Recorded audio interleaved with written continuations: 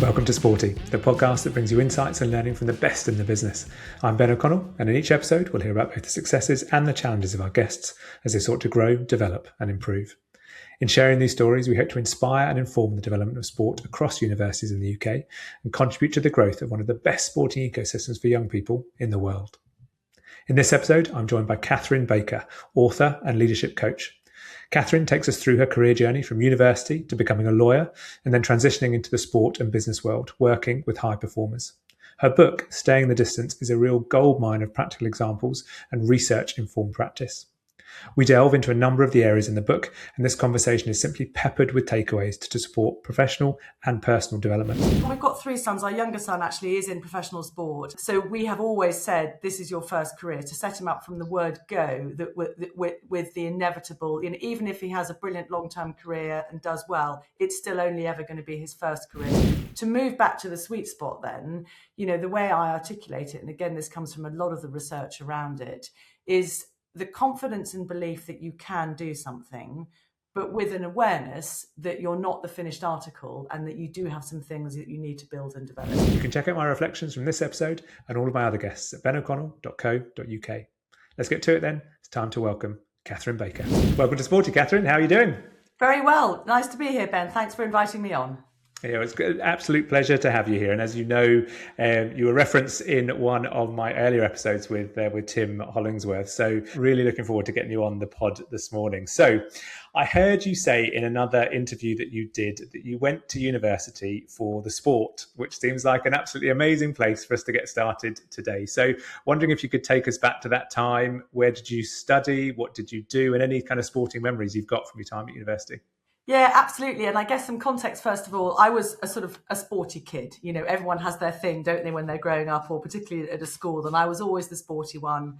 I was from a family of 5, and so grew up playing lots of informal games at home. We were 5 children under the age of 6. So we had a fairly benign neglect childhood where we were left outside most of the day to run around. And that sort of early childhood morphed into just loving running around, movement, playing sport. Obviously, as I got to school, started to play more formal sports, and actually started to take both tennis and hockey quite seriously. When I was 12, I was sort of doing county up to regional in both of those. And it was suggested to me I should make a decision or make a choice between them. And I couldn't, actually, because I love them for different reasons. I love tennis because it was the individual, the sort of, the protagonist against the person on the other side of the court. The mental side really appealed. But I loved hockey because of the social side and friends and whatever. So I carried on playing both to a sort of, a good level, but it was never going to put either of those into a career. And having made that decision, wanting to go to university, Bristol University was the one I wanted to go to, partly because I was from Gloucestershire and I didn't need to be near home. I boarded at school, actually, so I was quite used to being away. But Bristol just had a brilliant hockey reputation. The coach at the time was a wonderful lady called Lynn Goodliff. And I had a couple of mates who I played West of England hockey with who were also going to Bristol. And we had this big idea of being in the team together. So, and actually I dropped a grade for my A-levels and was for a couple of days, potentially not going to be going and absolutely devastated, but managed to wheedle my way back in despite the drop grade. And yeah, had an amazing experience. I think when you start anywhere new, sport is a brilliant way to meet people, isn't it? To put down roots, to anchor. So you go for pre-season training, especially at university. And I know these days it starts even earlier, but in my day, it was like 1 week before you turned up from a sort of summer holiday, pretty shambolic and probably quite unfit. But to have that and managed to get into the first team in my first year, managed to play English universities. So I got selected for English universities. I think I got a sort of half a game time. I was very much in the reserves, but an amazing experience. So the opportunity to learn and train under Lynn was brilliant. And second year, third year, I perhaps found perhaps snake bite and black a bit, but also played a lot more tennis. So I think that sort of first year was probably my pinnacle. Although I did go on to play sort of Premiership hockey at law school, and then when I first started in London. So sport's always been important, and for me, very much drove my choice of university. Yeah, brilliant. So we talk about that, how sport can really kind of foster that, yeah, that sense of belonging. And almost, I spoke to another guest earlier in this season, and they talked about how sport allowed them to sort of find their people. And I love that expression. And yeah, it seems as if that would resonate with you and your experience. Absolutely. And another example, we'll come on to it, but I actually ended up training as a lawyer. And part of my training contract, I had 6 months in Singapore. And I joined the Singapore Cricket Club to play hockey. I was the first Westerner to play in the hockey team. I've still got a tankard sort of representing that. But again, moving to a city where you don't know many people. My first instinct was to find, right, what sports team can I join to really feel part of something and have that feeling of belonging. And I've always said that, there's so many advantages and benefits from sport, but that ability to put roots down and have a sense of belonging when you go somewhere new, to me, has always been really significant. Talk us through then some of the kind of career steps for you. So, and sort of what led you, I guess, to being an author. So went to Bristol, and then where did you go from there? Yeah, so I actually studied economics and politics at Bristol. And then as I got to the end of my 3 years, decided that I wanted to move into law. So I was very fortunate. I got a training contract and sponsorship through law school by what's known as a magic circle firm. So Linklater, so one of the big global firms. So just fantastic for me because it meant my fees were paid for 2 years at law school and some maintenance money as well. So, you could sort of enjoy yourself as well. And then, 2 years training in the city at Linklaters. And I then qualified into corporate law, which is an amazing area to go into. And I always say, actually, to younger people coming through, obviously I then changed career, but I'm always grateful I started where I did, because I was surrounded at Linklaters by driven, professional, excellent people. And I think if you can get that in your first job, whether it's elite sport or whatever it is that you do, if your first proper, not sort of summer jobs, but your first experience of your first proper job is being in an environment of excellence, then I think that really sets you up well for future. So did that, stayed for a year post qualification. My husband actually was at a very similar firm, and we decided we quite liked each other, and we were about to get married, and our hours were just ridiculous, both city firms, both often through the night, weekends, whatever. So I then moved to a different firm in the West End of London and spent a further 10 years there. In the meantime, 3 children plus a move up to Yorkshire, trying to keep the job down in London because it was the one bit of stability, but actually came to the realization that I was probably not doing anything of all the bits of my life as well as I could. And I've always said, you can do anything, but you can't do everything. You have to make choices. So I then had a bit of a period, sort of what I call treading water. I actually taught on the law degree at York University. I had 4 months off actually when our younger son started reception, and decided that not working was definitely not for me. And very fortunately, the university got in touch with me because they were starting a problem-based learning course. So they wanted to have ex-practitioners rather than just academics on the course. So that was great. I also delivered safeguarding training for the LTA to tennis coaches. And that started to sort of put, I think, the germ of an idea in my mind of perhaps the next bit of my career could be more centered around sport. I'd always kept up that interest in sport. It was always the first bit of the newspaper I read, but I was also being increasingly interested around performance and leadership. So those various bits of sort of treading water and stepping stones in my sort of 5 years when I was doing bits, I actually did some tennis coaching at a local school as well, where our boys were, led me to setting up Sport and Beyond in 2015. My boys came up with a name, two reasons behind it, and 2 main planks for the business originally. The first was helping elite athletes as they came to the end of their career in whatever sport, think about what direction they should go in next. It was good timing because it was after the Rio Olympics. The first speech that Liz Nichol, who was chief exec of UK Sport, gave after Rio was saying, basically, we're brilliant at winning medals, but we're not so good at helping athletes develop more generally. So we're going to put some more time and focus into that. So that was kind of the first plank for the business. The second plank was all the great stuff from sport. How can we translate that across into business and leadership? The first bit was rewarding, but I was growing a commercial business and there wasn't much funding around helping elite athletes, as I suspect you're probably aware. So we did that for a bit and actually got some brilliant elite athletes who we could then use in our programs, and ended up focusing more on leadership and mindset programs for business. We work for organizations like HSBC, Bank of England, etc. And that was till 2019. And fortunately, as it turned out with the pandemic, but a series of circumstances, sort of broader family illness, my husband then running a very big business, meant I was struggling to lead a business which at the time had 13 people in, as well as everything else. So we did a very amicable restructure and left it with me really just focusing much more on the coaching side. That obviously then gave me an opportunity to think about writing the book. But I'll pause there. That's a lot from me, and then I can tell you more about the book.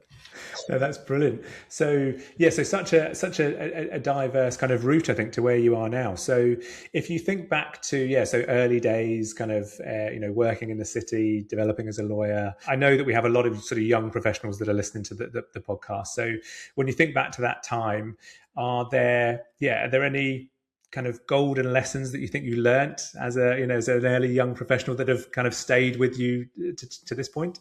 Yeah, definitely. And actually with three sons, 21, 23 and 25, who are now sort of all in jobs, but have been through the process of working out what to do. It's something I've thought about recently, as well as, those lessons from the past. So definitely the first one I've already mentioned, if you can get a job in an environment which is a very good, strong environment, I think that's great, so that you're learning the best way to do things from the word go. It's not always possible, but I think that's a good thing to aim for.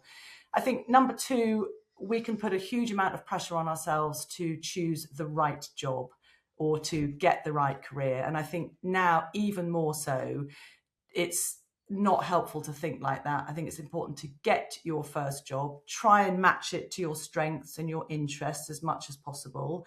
I'm always wary of passion because that has pros and cons. So I don't tend to use the sort of articulation of do what you're passionate about, much more about strengths and interests.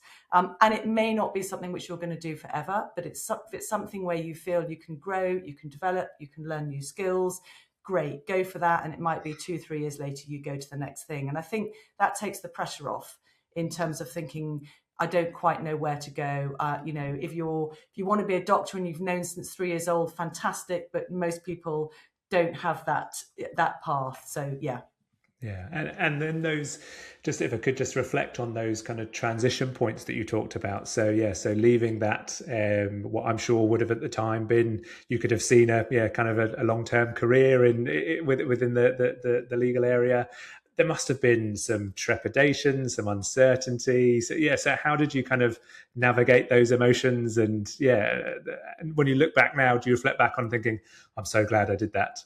Yeah, it's a really good question. I remember when I called my mother to tell her that I'd resigned, she said, "Are you ill?" She literally couldn't, as in she thought, she was worried that I had some big illness and that's why I'd done it, because she couldn't process the fact that I had this. Well, I was very lucky. I had a very good job. I was managing to do a lot of it from home. I had a good setup. My firm had been brilliant. They looked after me really well. And I think she couldn't understand why I would, but actually, I've never regretted the decision. It was a brilliant first career. I am somebody who likes new challenges. I like variety. I like pushing myself. But also, as I said, I knew I could have sat there comfortably, taken a good salary without really having to push myself. But in my heart of hearts, I knew I probably wasn't giving it what I should be doing, because I was also trying to manage the family. And as I said, I perhaps wasn't doing anything really well. And that went against my values. So I felt it. Yeah, it was a hard decision, but like lots of these decisions, you think about it rationally, you weigh things up, but either a series of events come together which suddenly make it obvious, or the right time, or instinctively it's the right thing, and you do the kind of rational bit to catch up to what instinctively is the right decision. Yeah, and I love that the way you phrased it there in terms of it was a great first career. I studied business and sport at university and have ended up as a director of sport. So I'm one of the small few that has always kind of stayed in that lane. But yeah, I find that really interesting in that sort of how you view it as that kind of that first career. We've got three sons. Our younger son actually is in professional sport, and he's in a sport which is very injury riven. So we have always said, this is your first career, to set him up from the word go, that with the inevitable, even if he has a brilliant long-term career and does well, it's still only ever going to be his first career. But, so that language has been really useful for our son as well as more generally. Brilliant. Yeah, there's definitely some huge insight into that. So yeah, thanks for sharing. So as I mentioned earlier, so when we had Tim on the pod, he spoke. He recommended your book, Staying the Distance. So you've kind of led us to that point now. So yeah, can you tell us about the book? What was the inspiration, and who should read it? Yeah, absolutely. Thank you. So I think leadership can be hard, and it can certainly be relentless. And I think that's even more the case in these sort of turbulent and fast-paced times. So where can leaders go to for insight and help? And I pose that question because everything I have learned, seen, experienced in life has taught me it is a learnable and trainable skill, leadership. Okay. So where can they go for that insight, support, knowledge? Well, we know that there's a long history of drawing lessons from sport across into leadership and business. But I really felt over time that we've been missing a trick, because most of the lessons that are drawn across from sport tend to focus on winning or high performance in the moment. And yet, sport's been showing us time and time again for a long time how to perform, achieve, and improve over the long term, how to get the best out of yourself and those you lead consistently on a sustainable basis. So I'd always had that as a context. And when I had moved across into running sport and beyond, doing a lot of work in the leadership space, reading pretty much every leadership book there. I mean, you can see this is all real and read as opposed to just there for show. So it was an area which fascinated, lots of the academic work as well as some of the literature here. So I felt that there was a piece missing, and I think it became even more obvious to me. I mean, there's been a trend in leadership over the last probably 10, 20 years anyway around burnout, all the things that are meant to have made our life simpler and give us more time and make us more productive. Actually, leaders were still working longer and longer hours. Became particularly acute, obviously, in COVID. And actually, there was a sort of the final piece of the jigsaw for me, and I talk about it in the book, was when I took a train down to London, listened to trying not to overhear a conversation, but difficult not to, two women having a chat about the challenges of leadership in COVID, and the older one saying to the younger one, you've got to remember it's a marathon, not a sprint, and we need to be careful of burning out. And it literally was the sort of final piece in the jigsaw for me. And whilst I was doing a lot of coaching work through COVID, this can sound a bit sort of naff, but you can only reach so many people, and I felt there was an important message out there around sustainable performance that I wanted to get out more broadly. So that was really the sort of driver behind the book. And I think the other bit of context behind it, some bits stay with you and some bits stay in your head. And I remember reading back in 2015, I think it was, there was a paper that was distributed in the performance sport called the Great British Medalist Study. And it was something that was based on some research done, I think, between 2010 and 2014 by UK Sport, collaborating with various universities, looking at the commonalities and differences between what they termed elite and super elite athletes. So they had 32 athletes in the study, 16 pairs, and in each pair they had what they termed an elite and a super elite. And I won't go into too much detail around the differences, but they were looking for the commonalities and the differences. And in terms of what all of them had, they identified three areas: a culture of striving, or coming from a family where there was a culture of striving really embedded, a high level of commitment to training, and a high level of conscientiousness towards their sport. And I remember reading it, being fascinated, thinking absolute that focus on excellence. But, and there is a but, how do you make sure that culture of striving, that conscientiousness, that huge commitment is at a level that you can sustain it, rather than going all out and burning out? So that had always stayed with me. And I think seeing what I was seeing in COVID, seeing through my coaching practice, so many leaders struggling, it just seemed like that was the time to get it out there. In terms of the readership, really interesting, because the whole publishing process, fascinating. I was very fortunate that Gareth Southgate, early doors, kindly agreed to write my foreword. That definitely helped me, obviously, in getting a publishing deal. Let's just be very honest about that.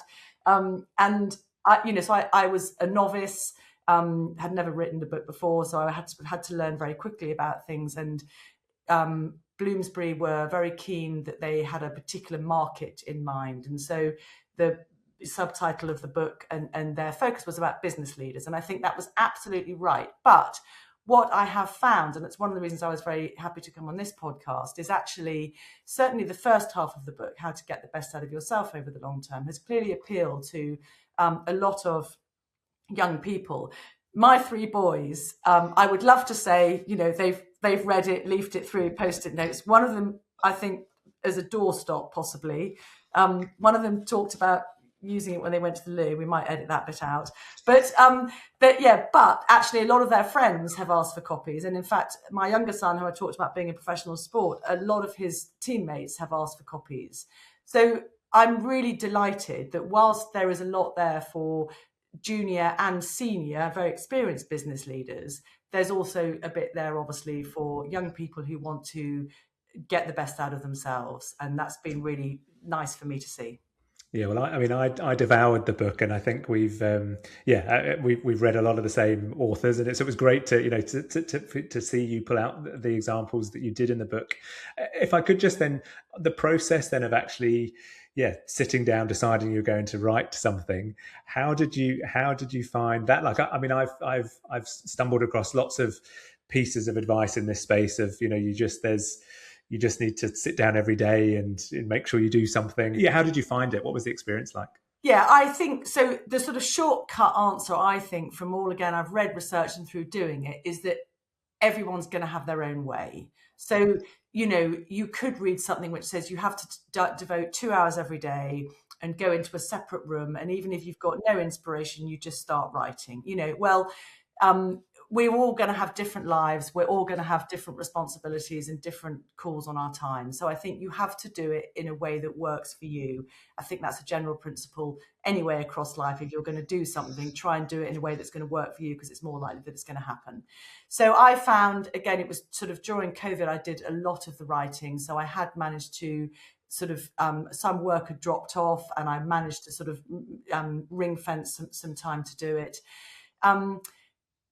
Once I'd got my structure, that really helped. And actually, I was struggling with that. So knowing the benefit of coaching, I actually hired a book coach for 4 sessions who was invaluable in helping me understand how to build my structure and how helpful that was going to be. Those 4 sessions were absolutely game-changing for me. A lady called Alison Jones, very happy to give her a plug.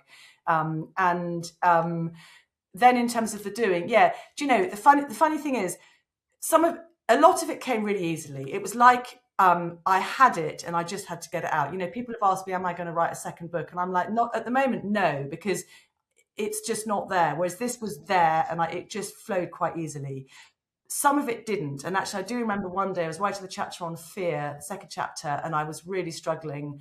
And looking back, that's the chapter I'm most proud of, because I found it the most difficult one to write. I still don't quite understand why, but that was difficult, challenging. I got frustrated, but I just made myself sit through and carry on.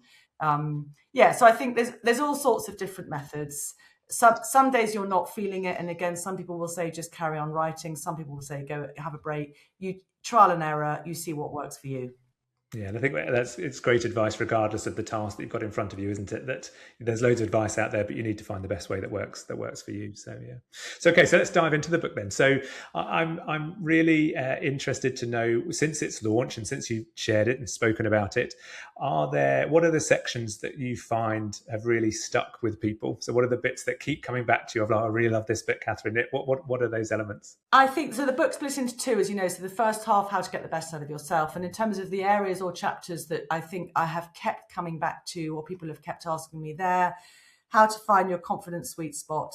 Confidence is such a big thing, no matter what you're doing or what stage of life. And it's easy when you're young to assume that everybody who has made it has solved that conundrum. But I will tell you very happily, absolutely not the case. So whether you're young, experienced, that finding your sweet spot of confidence, how to bring the required discipline to the table. I think that's one that people have picked up on, because there's a lot of literature and there's a lot spoken about motivation, but actually motivation on its own isn't enough. You've got to bring that discipline. And then I'd probably say the one that I use most regularly, probably daily, weekly, if not daily, in my coaching, is how to prioritize your time. So those 3 areas from the first half. The second half, how to get the best out of those you lead. How to instill the right balance of belief. And I know you've picked up before, we've chatted on the Stockdale Paradox, so we can come back to that. how to develop your people in a long-term way.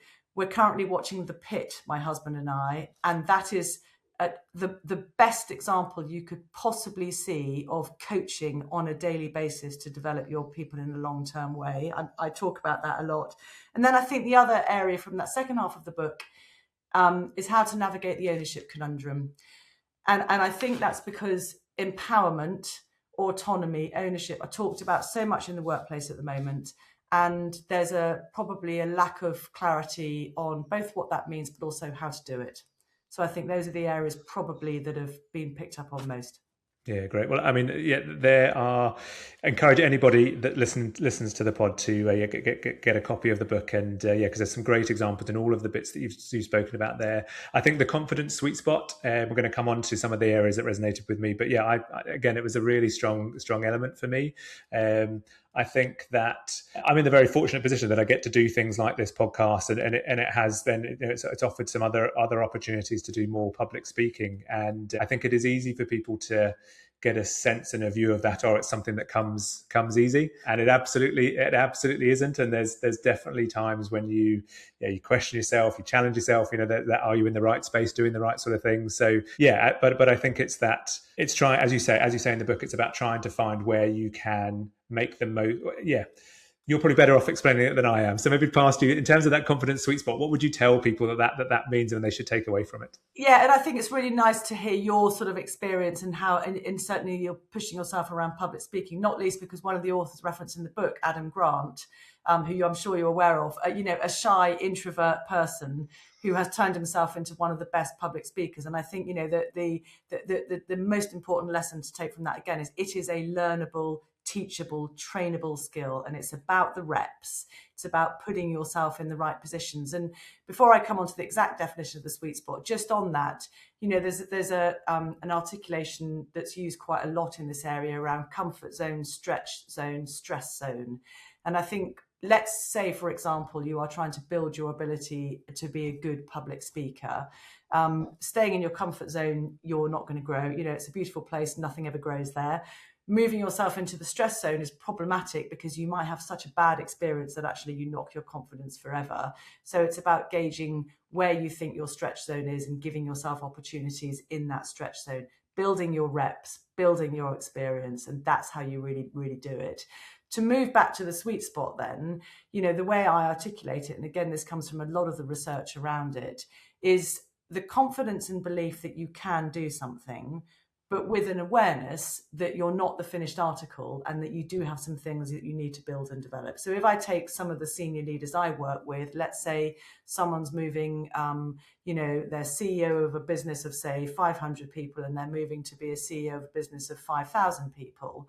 They need to have confidence and belief that they can achieve, that they can deliver in the role, because without that, I think it's going to be problematic.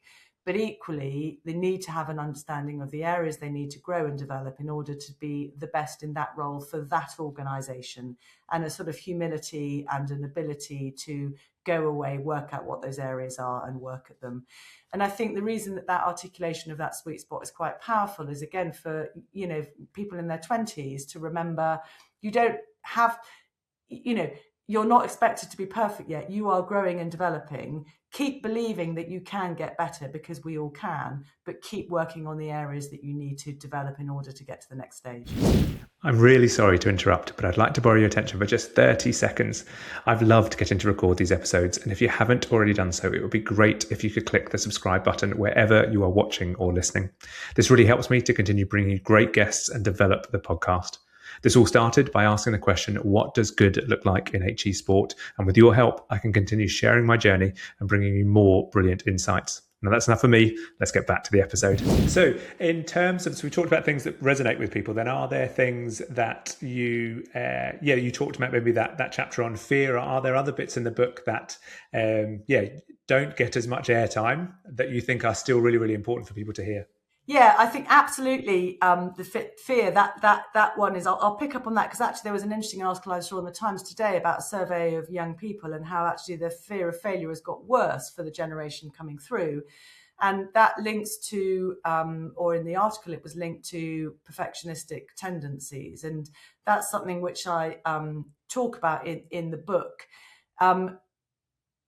So to sort of shortcut the chapter, we're all going to have things we fear, and there are various, articulations or areas of what that might be. Fear of failure, fear of are we good enough? Actually, fear of success can be a relevant one in some situations.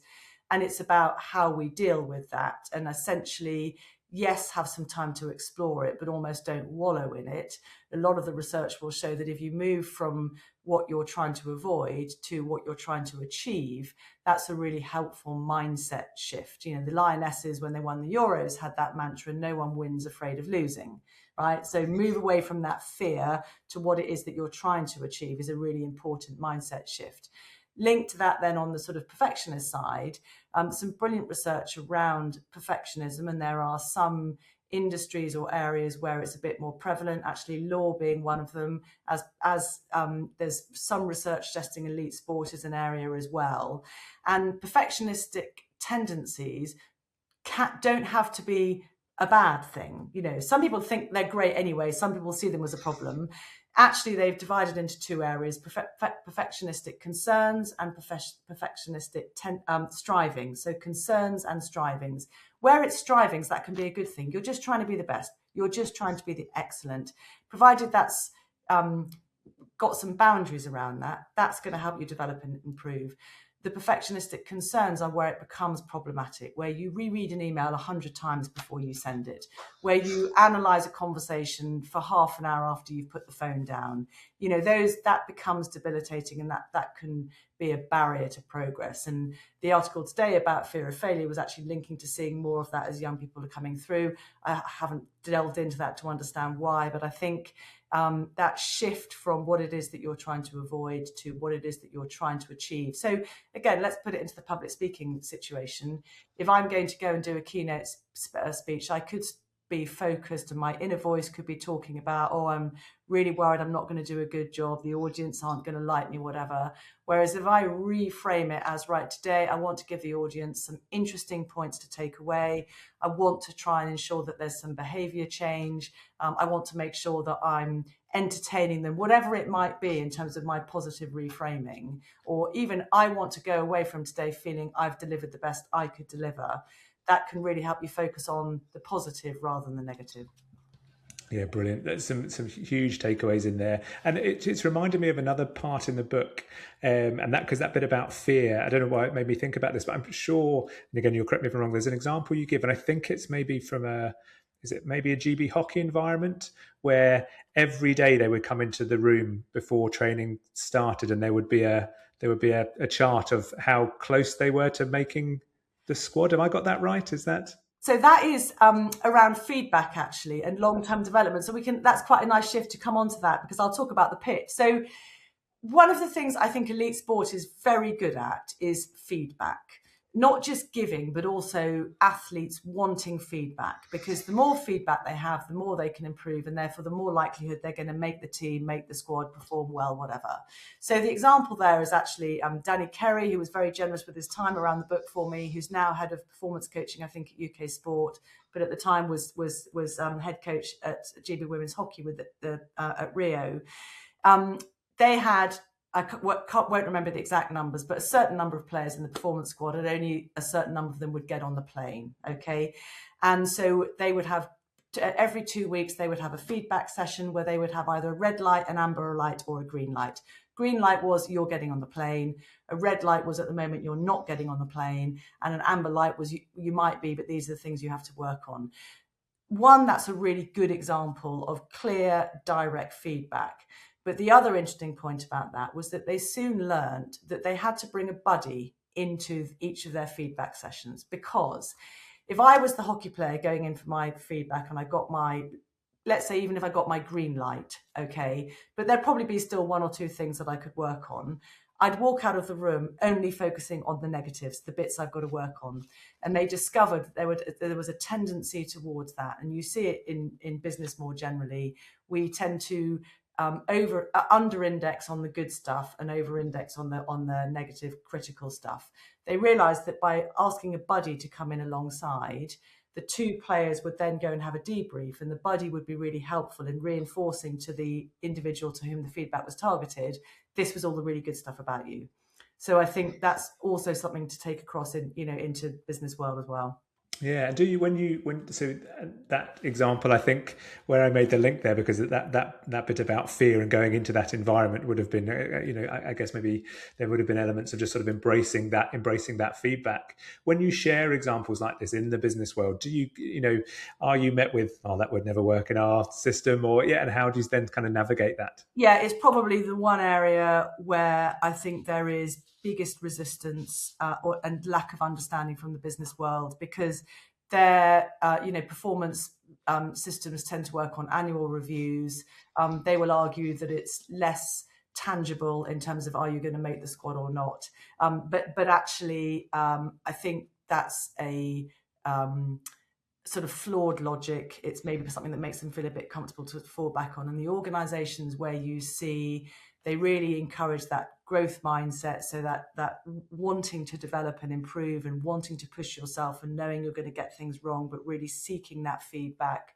So organizations that really encourage that, organizations which have constant opportunities for review feedback, whether it's coachable moments day by day or whether it's debriefs after each transactions, whatever, all framed in not necessarily, the language around this becomes really important, not necessarily performance management or appraisal, but development and use of that term all the way through. So there are examples in the business world where they get it right, but it's definitely an area where I think the business world still has a lot, and I'm using business world, obviously it's a hugely generic term, but where they really could get better, and there's so much from sport they could bring across to improve. Yeah, I think I'm just reflecting as on that example. It's less about because I can imagine some HR departments with a deep inhale of breath if you to say that we're going to start putting up red, amber, and green cards in front of people. But I think it's less about that than it is about the essence of.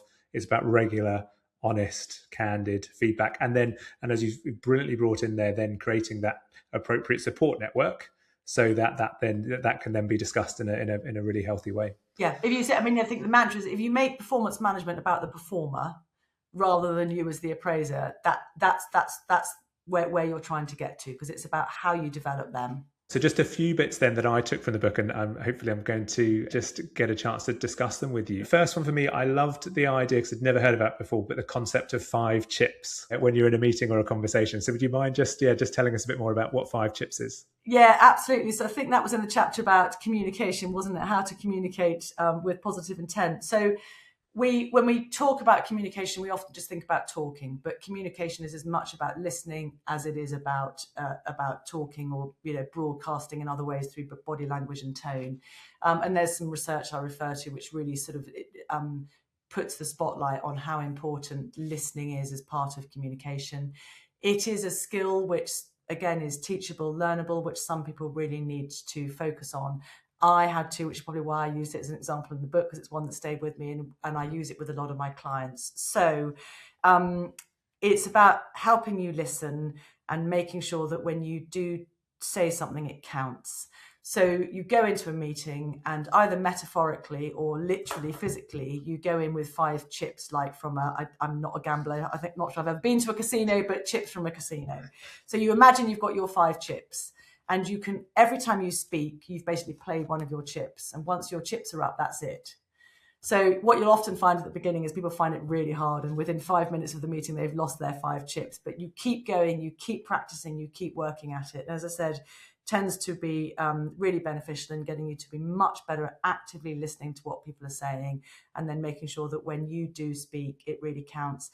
What's interesting about it is the sort of fascinating tension that the more senior you get, the more you almost expect people expect you to be the one talking, but actually the danger with that is that as the most senior in the room, you can disproportionately influence people's thinking and the way the conversation goes, and that's something you have to be really mindful of. So the best leaders will actually listen a lot more than they speak. They'll let other people give their views and opinions first, so that they don't unduly influence or disproportionately influence the way the conversation goes. So it's a brilliant skill to develop, but even from junior right up to senior.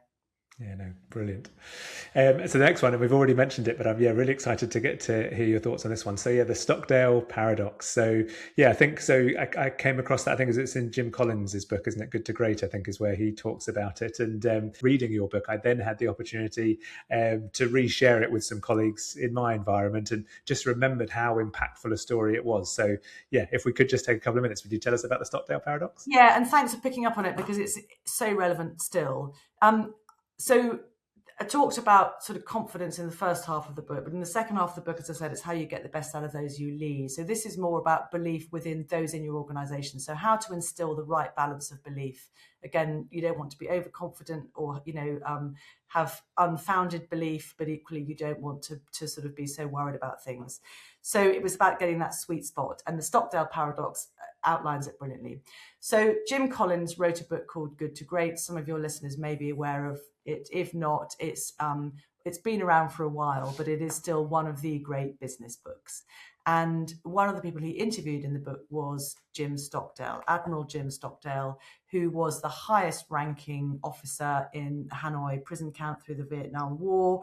He was in camps for 8 years, tortured more than 20 times, no idea as to whether he would be released or when. Unlike a lot of the senior officers who were sort of treated very differently, he was not.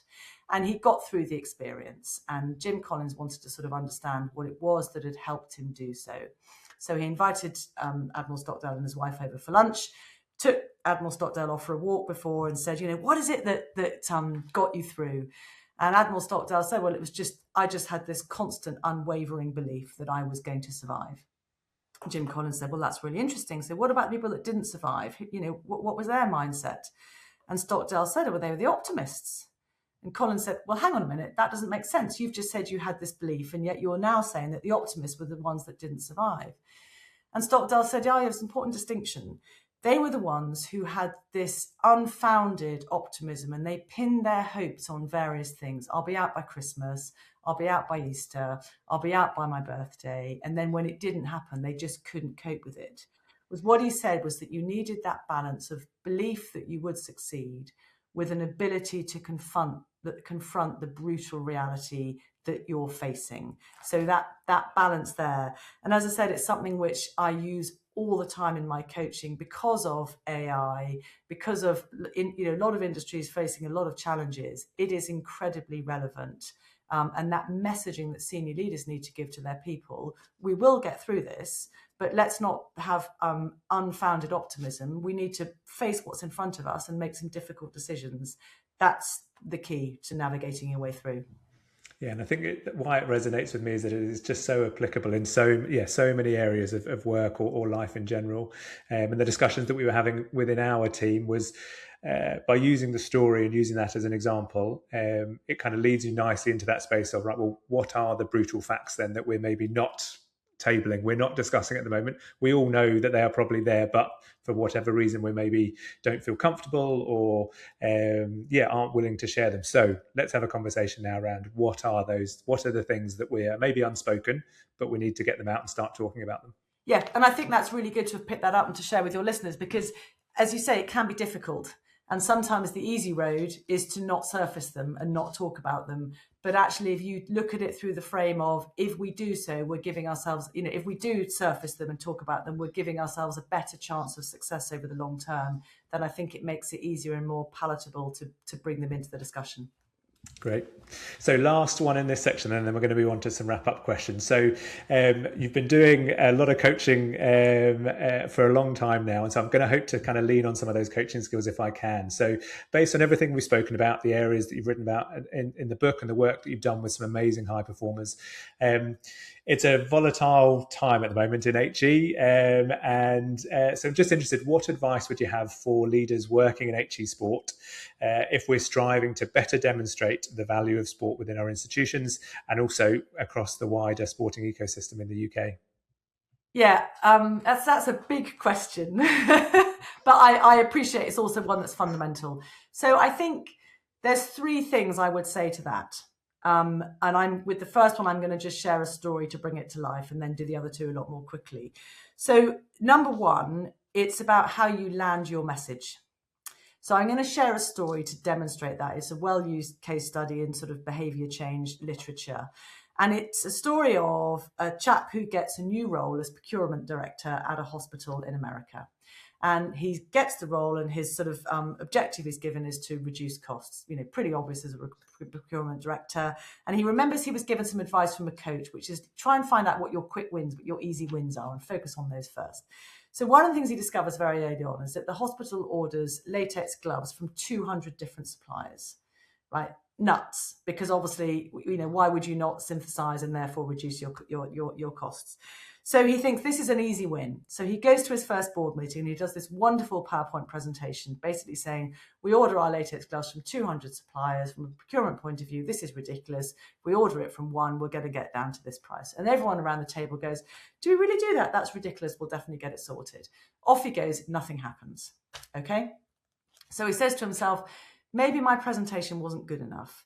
He wangles himself another opportunity, and he has an even more sort of souped up, jazzed up presentation, bells and whistles for this PowerPoint presentation. And he goes in, he delivers it. It's fantastic. And they go, God, yeah, you said that last time. Do we do this? It's really bad, isn't it? We must do something about it. Nothing happens. He gets one more chance to go in front of the board. And this time he does something very different. Before the board meeting starts, he goes into the room. You can imagine a lovely big old mahogany board table. And he lays out 200 pairs of latex gloves. And on top of each pair, he puts a little cocktail stick with a flag. And on the flag, he writes the price that they're buying each particular pair of latex gloves. Okay? Board members walk in, they look at the table, they start looking at it, and they go, this is ridiculous. We need to resolve this straight away. Let's make it happen now. Okay? And so it does. He has not delivered a different message, the procurement director. All he's done is he's landed it in a different way, and he's landed it in a way which worked for them, which really got them emotionally, which really hooked into them. So number one, think about not just what your message is that you're trying to deliver, but how you can land it in a way which is going to really resonate with your audience. Number 2 and 3, much more quickly, there's a lot of research around sort of upstream problem solving, suggesting you need to get the right people in the tent. So think really carefully about who is collaborating on the problem together inside the tent, rather than throwing stones or not being involved outside the tent. And I think the third one, again, from the research around sort of upstream problem solving, be impatient for action, but patient for outcomes. So be impatient for action, but patient for outcomes. It's one I've used with Tim, actually, when he was Chief Exec of Sport England, which he liked. But so, yes, be busy and on it in terms of the things that you're doing, but appreciate and understand and try not to get frustrated by the fact that outcomes will take a while to come. Amazing. Well, yeah, those 3 are, I'm going to be thinking about them all afternoon. So, thank you so much for sharing those. Okay, let's move on to then some wrap-up questions. So, what is the one book, podcast, or resource that you've either gifted or recommended the most to somebody, and why? So, I've mentioned Adam Grant, and I'm actually going to recommend his podcast, Rethinking. He talks about how intelligence used to be about capacity to think and learn, but actually now agility is more important, and that ability to unlearn and rethink. And his podcast is really focused on that. And actually, I found that immensely helpful in sort of day job, but also in my non-exec roles. I talk about strong opinions loosely held. And I find that a really useful mantra. I'll often repeat it. I'm chair of a couple of boards. And again, you need to be careful of your disproportionately impactful voice when you're chair of the board. And so if I give my opinion, I will always say, this is it, but it's loosely held. And I'm very willing to be challenged back, pushed, have my opinion changed, because the world is changing so quickly. The world is changing so fast. And my opinion could be impacted by all sorts of biases and perspectives that I don't even know, let alone recognize. So I think that ability to rethink is important, and Adam Grant's podcast is brilliant on that. Great. We'll put some links to that in the show notes. Next one, can you tell us about an experience you've had that you would never want to repeat, but it's profoundly changed you for the better? Yeah, so you kindly gave me these questions in advance, and this one I had quite a chuckle thinking about. And I think probably the best example, talked about the start of my career at Linklater is an incredibly professional environment, and so as a corporate lawyer, you're dealing with takeovers, mergers, listings on the stock exchange. A lot of it is highly confidential. So you can imagine that you've got the top team in a business that's potentially being bought by another business, but they don't want the rest of the business to know. So you have to be incredibly careful about, so they've got sort of each transaction's got a pseudonym, it's got a code name, whatever. Late one night, I was asked to send a fax back to the team that we were representing. And of course, I got a digit wrong and it went to the wrong people. And therefore, people knew that this transaction was happening when it didn't. And whilst actually my boss at the time he was not happy, and it was very clear he was not happy, but he could have been a lot worse. I felt terrible. And it was a real lesson to me that the devil is in the detail. And to double check and to triple check.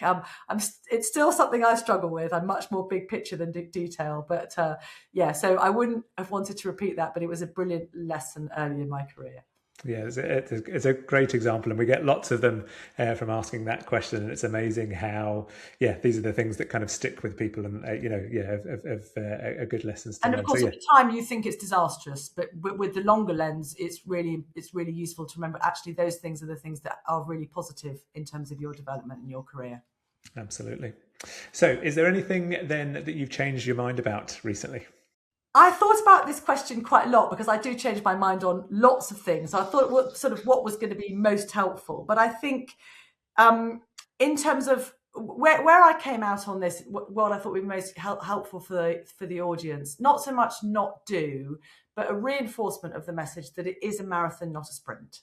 So whilst you might get frustrated perhaps that your career is not developing as quickly as you think, or you've got different challenges and commitments in life. So it might be looking after elderly parents or young children or animals or whatever it might be. And you might wish that you had more time to devote to your career, or you might not be sure you've made the right choice. I would say, that's normal.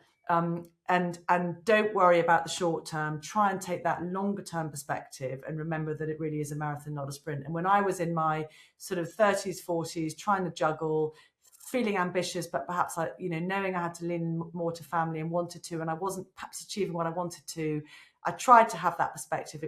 I didn't always have it brilliantly. And looking back now, it's so important that you have that longer term perspective. Some great advice. Thanks, Catherine. And so last one. So if from next week you only had 2 hours in that week to do what you normally do, where would you spend that time in order to still be successful? Well, I know you want a quick answer to this, but I can't give you one because it depends on how you define successful. So I think it's a really good question, and something I will often say to my clients. If you only had 3 hours next week, what would you do in those 3 hours to make sure that you achieve what you had to? For me, I'm very fortunate. I've got my day job, and then I've got 3 different non-exec roles. So I think for me, it would be what needs me the most in those, in the week ahead of me, I've only had 2 hours. Which of my roles needs me the most, and where can I add most value in those 2 hours and sort of apply myself appropriately? So it's probably not quite as a sort of short, concise answer as other people will give, but I think it comes back to that. Yeah, when you frame questions like that, it's often again, language and words become very important. So it would depend on what I felt the definition of successful was in that particular question. Great. And you just made me think there. Have you read the Essentialism? I'm going to forget the author's name. No, I haven't read it, but I'm aware of it. Yeah. And I think, because I've used this one a lot recently because of the, some of the challenges that we have within the sector. And one of the key takeaways from that for me has always been the idea that, so the author, who again, we'll put some stuff in the show notes about this, but it's about the disciplined pursuit of less but better. And I love that idea because there's so many things we can do. But it's how do you drill it down to saying, right, no, if I've got only this, that kind of constraints thinking, so I've only got this amount of time, where am I going to be able to, to spend the most? A couple of things. So constraints thinking. So David Epstein, who wrote the Sports Gene and Range, so his new book, Inside a Box, is all about constraints. So I definitely recommend that. But also your question around the 2 hours made me think of, there's that famous Warren Buffett story, which is write down your 25 priorities, basically, and then get rid of 6 to 25 and put them on your don't do list. because there's no way you can do your top 5 if you're also thinking about all of those. So the concept behind it, I agree, less is more, focus, priorities, absolutely right, and something I spend a lot of time with clients and in my own working life. Yeah. Great. Well, what a way to finish. Thank you so much, Catherine, for spending the last hour with us. You have shared some absolute golden nuggets from from a distinguished career, and I'm sure that there will be lots and lots for the guests listening to take away. So thank you again for spending some time with us today. Good. I've really enjoyed it. Thanks for having me.